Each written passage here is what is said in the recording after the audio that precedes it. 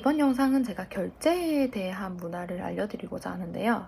중국에서 QR코드의 결제가 보편화되어 있다고 많이 들어보셨을 거예요.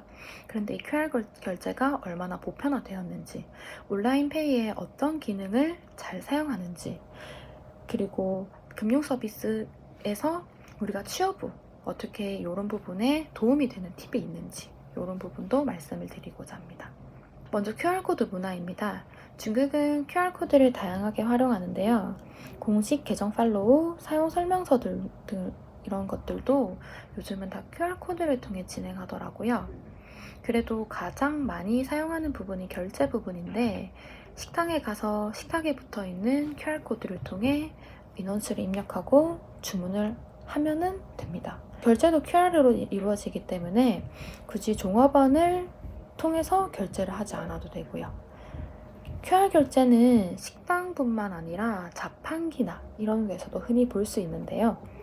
요즘 중국에서 흔히 볼 수 있는 자판기가 좀 특이해서 제가 말씀드리고자 합니다.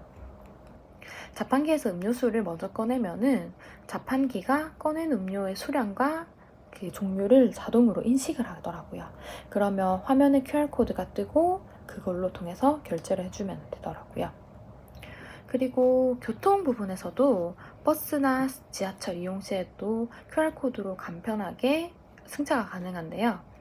실제로 제가 사용해보니 사용 인식 속도가 너무 빨라서 깜짝 놀랐습니다. 페이 앱을 통해서 각 지역의 지하철 QR코드를 발급하고 인증만 하면 바로 사용할 수 있고요. 교통카드의 충전, 승차권 구매 등이 전혀 필요가 없습니다. 다음은 온라인 페이를 얼마나 잘 활용하고 있는지 말씀을 드리려고 합니다. 페이 앱에 체크카드 혹은 중국 계좌를 연동시키면은 개인 간 트랜스퍼 기능이 가능한데요. 신용카드 연동 시에는 개인 간의 트랜스퍼가 이루어지지 않지만은 체크카드 혹은 중국 국내 계좌를 연동한다면 언제든 트랜스퍼 혹은 선물도 가능합니다.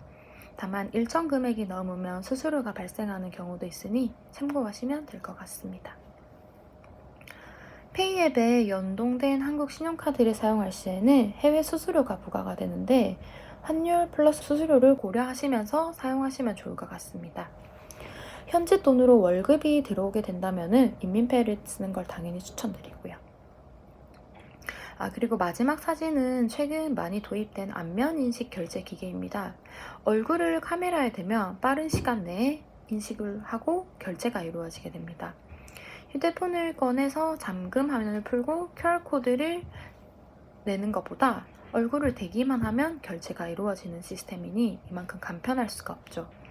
다만 환경에 따라 외국인은 사용할 수 없을 수도 있으니 참고하시기 바랍니다. 다음은 중국의 금융 서비스입니다. 이렇게 편리한 중국의 결제 서비스를 이용하기 위해서 저희가 이제 계좌를 개설해야 되는데요. 은행을 갈 때 비자가 들어있는 여권과 전화번호를 만들어서 방문을 하시면 됩니다.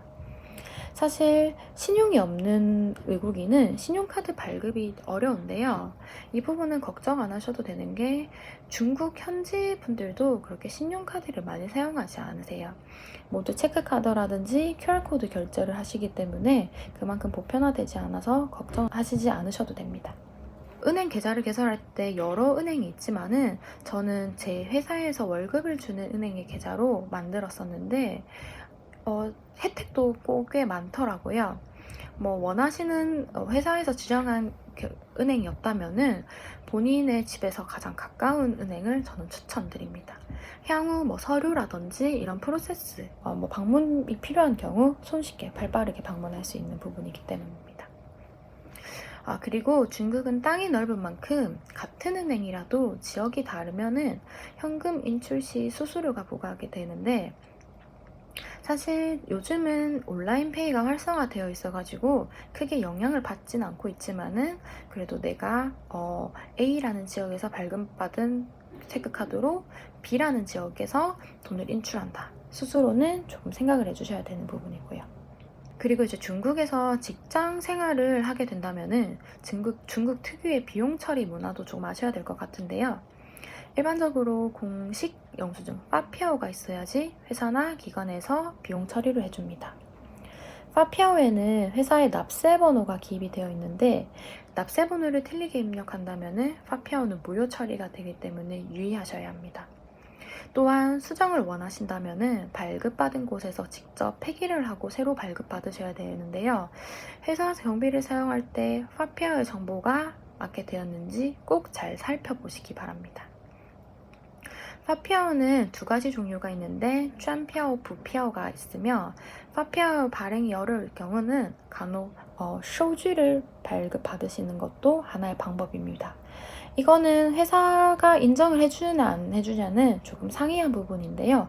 회사 재무팀에 한번 여쭤보시면 될 것 같습니다. 요즘은 온라인 결제가 늘어남에 따라 온라인으로 파피아오를 발급해주는 곳도 되게 많은데 점점 파피아오 발급이 편리해지고 있다고 생각이 됩니다.